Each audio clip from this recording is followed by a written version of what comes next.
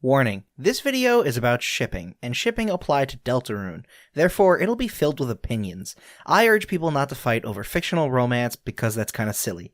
Love is in the air, is what I said to myself a month ago when I started working on this video. Now it's March. I've missed the Valentine's Day release window by like a month, and I no longer have a logical segue into this video's main topic. Shipping. What is it? Why do people do it? Shipping, for those of you whose souls haven't been tainted by the internet, is the act of wanting or supporting two or more individuals to enter into a relationship, primarily applied to fictional characters. This usually comes with, books, movies, or games after they release. Ships are almost like mini fan bases and feature fan art, comics, fan fiction, and a ton of arguing and hatred. Famous ships include Kylo Ren and Rey from Star Wars, the entire cast of Homestuck with each other, John Locke, and for you Undertale and Deltarune fans, Sans and Toriel, Susie and Noelle, etc. You get it. Shipping is primarily a post-mortem kind of deal. When a movie, game, or book releases, shipping allows the fandom to live on almost indefinitely. Monsters Inc. was fantastic, but has anyone noticed how obviously in love Roz and Mr. Waternoose are? And thus, Monsters Inc. Twitter has a good 5 months of material to work with. There's absolutely nothing wrong with this. Well, this specifically I'm not sure, but in general, ships are a fun way to extend the life of a fanbase and get creative people to make really fun art, stories, and other forms of media in celebration of a fictional romance. Many times, these fictional ships often piggyback quite nicely off their original media, providing an almost sequel-like quality to certain fanfiction or comics, retelling and building up the main theme of an original work with new stories and content, providing a unique spin on a work of fiction. Then we get to misinterpretation. See, not all shipping is post-mortem, as in after the media releases. Oftentimes in long-form media, ships will start to bubble under the cracks of a fanbase from the first few minutes. We see this oftentimes in comics, TV shows, and games that release over a period of time. This leads to something quite different. See, when a movie releases, fans can create their own personal ships and understand that this is a solely for fun, fan-fueled concept that's based off the original work. While as with a long series, ships often cross the line of straight-up theorizing very fast. Take, for example, John Locke. Other very large-scale long-form ships include Clance from Voltron, which I won't even get into, and Dave Cat from Homestuck. You know what shouldn't exist? The term shipping wars. However, it's a term that I've stumbled upon plenty of times while researching this video. It's really dumb that, like I said before, ships are essentially like sports teams that people are either it's us or it's nobody about. Yet that's how it is. However, forgetting about the fandom wars and hatred among regular people who want to enjoy a piece of media, the biggest sin a ship can commit, in my opinion, is misinterpretation. There's a concept called death of the author. It essentially states that an author's view of their own work is no less valid than any consumer, essentially meaning if you can pull a meaning from a piece of fiction, it's valid. This term has been completely beaten to death and is a shell of its former self nowadays. For example, I can take a movie like Jurassic Park, which essentially has the main message of don't play God, tampering with nature and science is bad, and I could instead interpret the message as large greedy corporations will tear themselves apart, yet the human spirit will persevere. Is that what the author intended? No. Does that make my reading any less valid? No. But then we get to flat-out misinterpretation. See, death of the author doesn't mean whatever you want to be canon is. There's a huge difference between Star Wars is actually about finding a family and your friends, and Finding Nemo is actually dead the whole time, and the story is Marlin hallucinating, and all of it's a dream sequence. You get where I'm going with it. Don't get me wrong, super out-there theories are sometimes really fun. I stand by the fact that Sans' Ness is a super fun and unique and totally enjoyable theory. However, when the fanbase at large is willing to completely misinterpret the creator's intentions for the sake of a fictional romance, that's where I draw the line. Fans start to feel like, as time goes on, practically non-existent pieces of evidence confirm their ship, and oftentimes this comes at the cost of the creator's intentions. Let's talk about Deltarune. We can already see this happening in the fanbase. It's not as bad as some of history's worst ships, but there's a good amount of shipping arguments that take place all the time, and it's starting to delve into the realm of misinterpretation and misinformation. Say that 5 times fast. So I've decided to throw all my goodwill granted to me by the Deltarune community away by delving into the world of Deltarune shipping. And there's no better place to start than with Suzel, aka the ship between Susie and Noelle. Keep in mind, as I go on, I may say that a ship falls into the realm of canon. This isn't me saying that it's a canon ship that is confirmed to happen, but instead a ship that the game at least talks about or teases in some way. Like, Mario and Peach is a ship that falls into the realm of canon, but so is Bowser and Peach, even if that ship is discouraged. Anyway, back to Suzel. This is like your most basic Deltarune ship, like the bread and butter of Deltarune shipping. Not only is it the most prominent relationship the game has actively hinted at, but feelings have been shown by at least one side pretty directly. This is the you're supposed to like it ship, your main course when it comes to Deltarune shipping. And guess what? For the next few minutes, I won't actually be a hater. I like this ship. There's no other way around it. Why? Because it holds some weight in the canon, and is affecting the stories of both of these main characters. Lots of people say this is toxic, as Noelle's feelings often comes with statements like, I want her to beat me up, and that's just dumb. That style of writing is pulling from sarcastic/romantic comments made by people all the time on the internet. Yeah, Noelle clearly has some problems at home, and goes through hell on the weird route, but anyone claiming that this relationship is toxic is grasping at straws. That being said, I'm not completely sold on whether or not it's actually going to happen. This relationship is being portrayed to us as the absolute biggest ship of any ship ever. The silly comments made by both the game, teasing feelings on either side, the oh, she's going to say something before being cut off, it all feels like an AI compiled every discussion and fanfiction from Tumblr and created the perfect ship. I'm not saying it's soulless or uncreative or anything like that, I'm just saying it seems so perfect that I wouldn't be surprised if Toby pulls a fast one on us. That in and of itself isn't kind of evidence or any kind of proof, it's just a personal thought. One thing I do want to point out, though, is that Susie didn't really have anyone in her life prior to Chapter 1, and has been suddenly thrust into an enormous amount of friendships. Her feelings for Noelle might not be romantic, but instead friendly. Lots of people seem to infantilize Susie, though, claiming she doesn't understand romance, which is stupid. She's implied to be in high school, so late teens, and claiming she doesn't understand romance takes away from her agency as a character. Susie even makes a comment on the heart-shaped Ferris wheel. She gets it. And look at this scene, Toby's teasing that Susie would initiate some kind of get-together in the light world, only for it to be interrupted by the best character in the game. As far as I'm concerned, beyond the creeping feeling that Deltarune will get much darker at some point, there's nothing that would stop Suzel from being real. Let's move on to Spamville. I hate this. I hate this one a lot. Hater mode has been activated again, and let me tell you why. There's one single piece of evidence supporting Spamville. In the Q&A during the Spamton sweepstakes, Spamton answers a question about Jevil, revealing that they used to play games and somehow Spamton cheated. He also references the Ketchup Kids. This is in reference to a meme saying, to my ex, F you, F your stupid cartoon hot dog husband, F his sunglasses, and F the Ketchup Kids. Spamton saying he cheated at a game mixed with the meme and reference being directed at the person's ex has led the fanbase at large to assume Jevil and Spamton were in a relationship, canonically. I hate this so much. Now here's the thing, right? Who cares if I hate this, right? That's the crazy thing.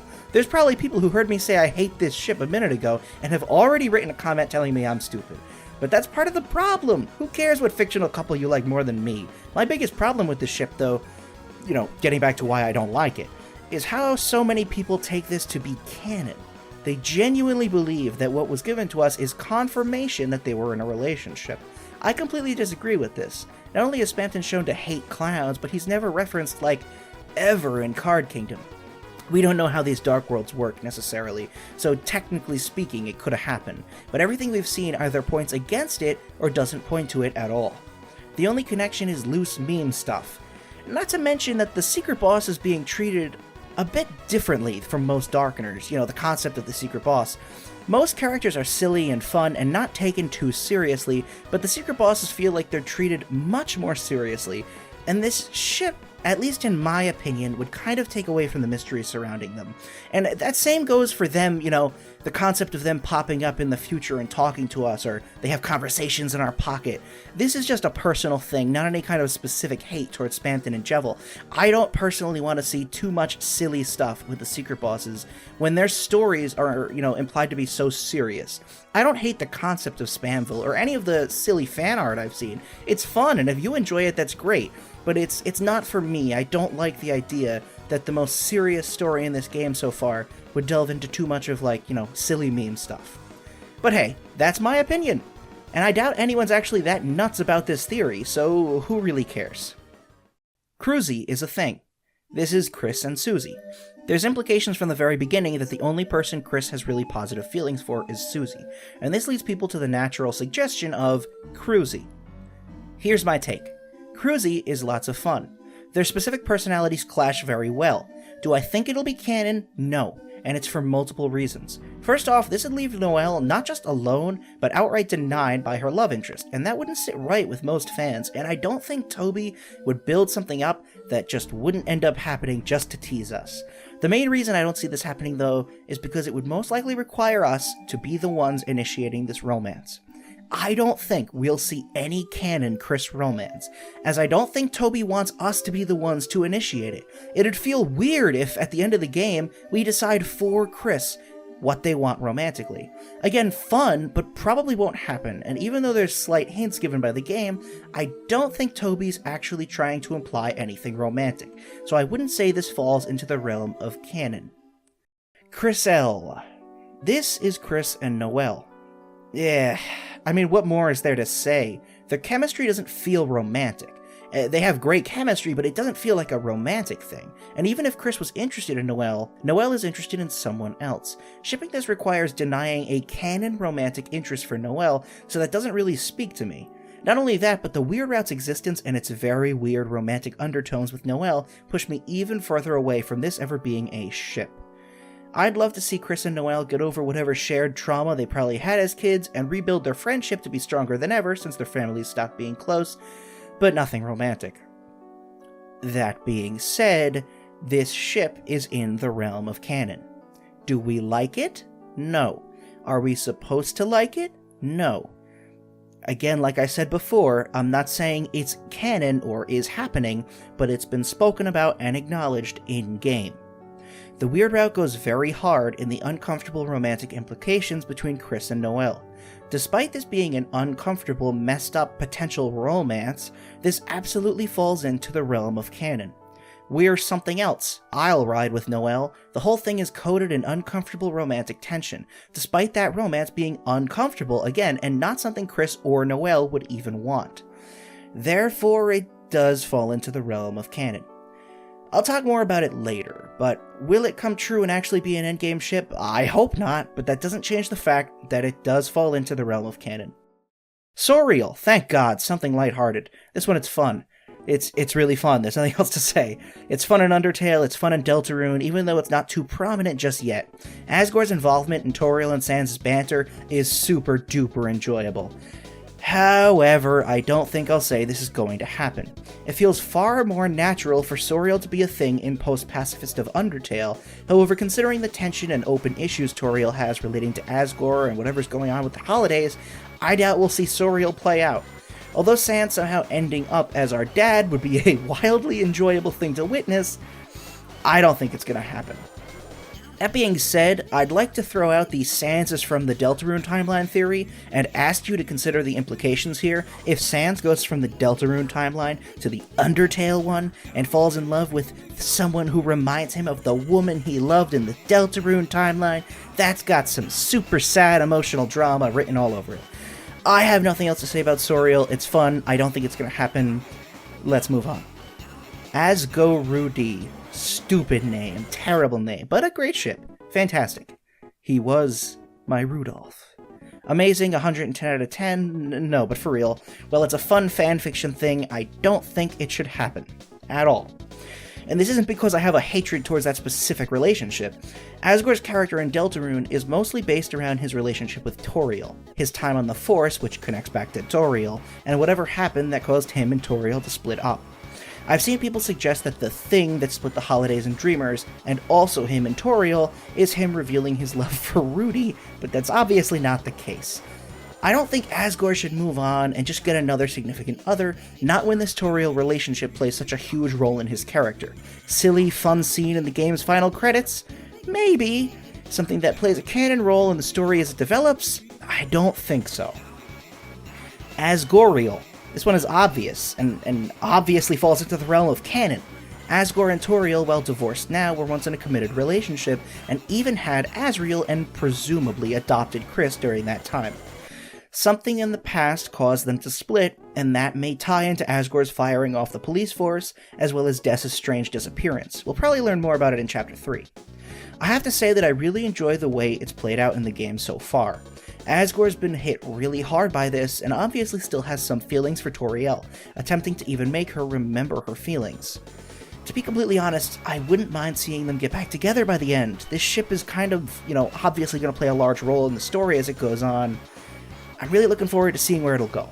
Considering they have to talk before Asriel gets back home, I'm also interested in how Asriel has taken this divorce. In all honesty, this is probably the ship with the biggest canon influence, but I wouldn't be surprised if they didn't end up back together. However, I would like to throw out that I think that this is a chance for Asgore to kind of move on and do something awesome.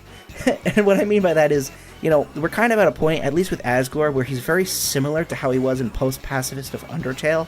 And if you look at how he was in Undertale, I'd say his biggest flaw as a character was being a coward. He refused to take the quick way out and, use one soul to leave the barrier, get the rest, and then break the barrier from the outside. Was that the right decision? I mean, that's up for your interpretation. But what he did was sit back and wait, and he still ended up taking the lives of the humans. And I think that, Undertale plays it very strong in his, I don't want to say cowardly, but yeah, kind of cowardly side. I wouldn't mind if, in this game, Asgore ends up in a much better situation. I want to see him do something awesome. I want to see him maybe attack the Titans. Maybe he completely goes nuts and saves the town during the roaring. He gets everyone together. Maybe he even sacrifices himself to save Toriel. I don't want to see him in the same situation as post-pacifist Undertale, where he's like sad ex-husband guy. Hopefully something different will happen there. Crurdly. Terrible name. Again, what is with these names? But fun! And that's all I have to say. Obviously won't be canon, and the thing I said before about Kris's romance is probably not being influenced by us still stands. Still, though, the fan art and fan comics are funny. I am starting to run out of ships here. Let's think. Caddy and Jockington. Fun. I love Jockington. Not sure if this has ever been stated as a romantic thing. I personally like them as just friends. They're a cool pairing. King Queen. Funny dynamic, but I'm not sure if this brings anything new to the table. But again, that's looking into it too seriously. Fun, but I'm not the biggest fan, and I doubt it's going anywhere. I'd like if King and Queen do their own things. Birdly and Susie, funny for one gag, stupid otherwise. Ralsei and Noelle, weird and pointless. Noelle and Caddy, in any other media I'd say cool, but Noelle clearly likes Susie, so no. Caddy and Kris, no real chemistry between them just yet. Also, I'm not the biggest fan of a character who has only a few lines. And this is where I'd like to jump back into that logical side of my brain. Ralsei. The ship between Kris and Ralsei. This is honestly the reason I made this entire video. I'd like to remind you at this point in time not to fight in the comments section or send me hateful messages because you disagree with my opinion here. There is an obvious feeling that this game is trying to portray with this relationship, and it's not a positive one. Ralsei, first off, looks like Asriel, and is meant to make us think of Asriel. Let's deal with this just completely straightforwardly. The reveal at the end of Chapter 1 wasn't, oh look, Ralsei is a boss monster. It's, oh look, Ralsei looks like Asriel. This reveal wasn't done for plot-related reasons, but to instead reveal to us, the player, that he looks like Asriel. Everyone that played it didn't say, oh look, Ralsei's a goat. It's, oh look, he looks like Asriel. If Asriel didn't exist, then Ralsei ever having two designs would have no purpose in the story. Toby himself said that giving Ralsei his black hat design was a recent change prior to Chapter 1's release. Ralsei's name is an anagram of Asriel. Ralsei's dialogue during the tutorial is a direct reference to Flowey from Undertale. Regardless of whether or not Ralsei is Asriel, which by the way he isn't, Ralsei is clearly meant to resemble Asriel in nearly every way. But we don't know how Asriel acted when he was younger. Sure, that's true, except it's not. We know Asriel was the golden child, the favorite son, was a goody two-shoes, and cried when he killed Yoshi in the video game, and won award after award. Does this sound like anyone else? I mean, the anagram name is so hard to argue against.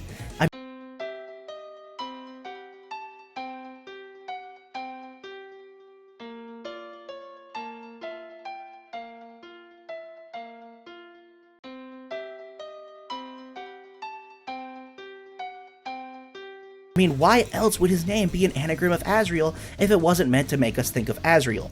Obviously, we don't know what he is. I don't think he is Asriel. There's the chance that he's the horns. My personal favorite theory is Ralsei is the embodiment of what Kris wants themselves to be, or thinks that everybody wanted them to be, not necessarily what they want themselves. It's complicated, it's interesting, but regardless, none of it falls into the realm of this is a good romanceable partner. But Spookydood, you say, you promised proof. You promised proof that Asriel is supposed to look like Ralsei. And fine, I'll give it to you. There are a couple scenes I'd like to talk about. First off, Susie tells Kris that, as an excuse to bring Ralsei to the light world, she explains he looks kind of like your mom. You could just tell her that he's like a cousin or something. And, I mean, obviously that doesn't prove Asriel, but it proves that Ralsei looks like Toriel, who, obviously looks like Asriel. But that's not good proof, that's terrible proof, isn't it? Well, I was just throwing it in there to add to it. The real thing I want to talk about is this scene with Noelle. In Chapter 2, upon seeing him and Susie, she says, "It looks kind of like..." Now this line is obviously implying she was going to say, "It looks kind of like Asriel." I've seen people try and defend Ralsei by saying Noelle was going to say, "It looks kind of like they're on a date," and that she's jealous, which is kind of stupid and obviously not true. Noelle wouldn't just see two people hanging out and assume, oh, they're dating. We literally tell her we're going into the closet to commit crimes, and she thinks nothing of it. No normal person sees two friends hanging out and says, they're dating? And neither would Noelle. She was going to comment on how Ralsei looks like Asriel. There's no other interpretation for this line. But wait a minute, Spookydood, that's just your personal interpretation. That it pronoun, technically speaking, could refer to Noelle saying it looks like a date. Maybe she just, is so obsessed with romance that she thinks it's a date. And fine, but that's where I have to bring in Moon Rune Reader, thank you so much for helping me, who translated the Japanese version of this text. The Japanese specifically shows that Noelle is talking about Ralsei. The English translation of that Japanese segment essentially says, that person, their appearance is somehow ... essentially confirming that this scene is intended to be talking about Ralsei. Still don't believe me? Well, look at the scene itself. The line before that, before Noelle says, it kind of looks like, is Noelle saying, that person Susie's with. The full line is, that person Susie's with. It looks kind of like... And that's where I don't see how you could possibly think that this game isn't intending to imply that Ralsei looks like Asriel. Noelle makes a comment by saying, it looks kind of like ... The Japanese version, again, thank you so much to Moon Rune Reader for helping me out with this, specifically says that person, their appearance. And Susie says Ralsei looks like Toriel. I mean, I don't see how much clearer it could get. You'd have to be purposefully misinterpreting Toby's work at this point to say that Ralsei isn't meant to resemble Asriel. And again, I'm not saying he is Asriel, don't get me wrong, that's a discussion for another day. But for a second, let's just say, all that doesn't count. Forget about all that for 1 second. Let's pretend Ralsei is not at all meant to be Asriel. This relationship is still bad. Kris acts uncomfortable whenever they're in a personal or romantic moment with Ralsei, and even when one is just implied. Regardless of what Kris thinks about Ralsei, this isn't something you can ignore. Not only that, but we know that Kris is completely controlled by us. We can make them say they're fine after the Spamton fight, and Ralsei and Susie immediately realize they don't mean it. This kind of making them do one thing only for the characters to react to it in a weird way, saying, why are you making that face, is meant to show us, hey, what you want might not be what Kris wants. If Deltarune is meant to be taken entirely seriously with what it wants to portray, then we shouldn't make Kris date anyone, as it's us who's making that decision for them. Whether or not Kris likes someone, any romantic relationship should be pursued only by them, when they choose to do it. So then, that leaves us with an uncomfortable question.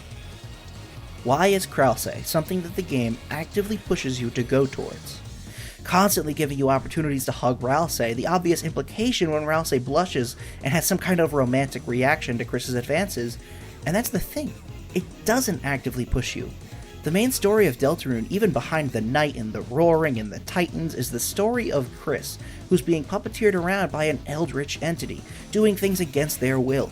First-time players might not even realize this story until way later than Chapter 2. When I beat Chapter 2, I didn't even realize the extent of the player's influence on Kris and the world. Ralsei is perfect in that sense.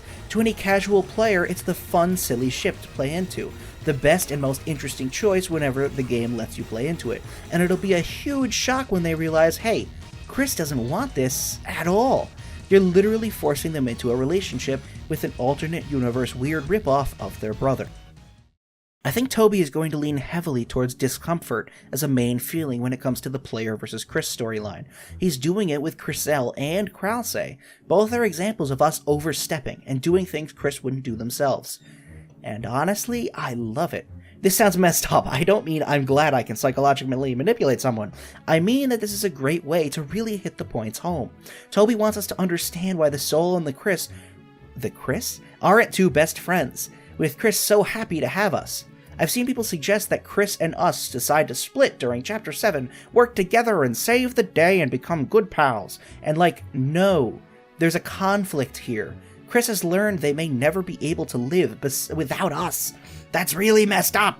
We don't know why we're here just yet, but what we do know is that the relationship between us and Kris isn't this fun, friendly partnership that'll end well. The game is hinting that there's going to be some major conflict once it's time for us to split from Kris. Honestly, the game hasn't even provided us with any solid reason to be possessing Kris just yet. There's no without you this world is doomed type deal just yet, so I'd be interested in seeing what Toby comes up with. Regardless, this kind of path of pushing Kris into something they do not want is absolutely worthy of including in a game where that's the biggest consequence of our actions so far. This is the kind of thing that'll divide a fan base, though.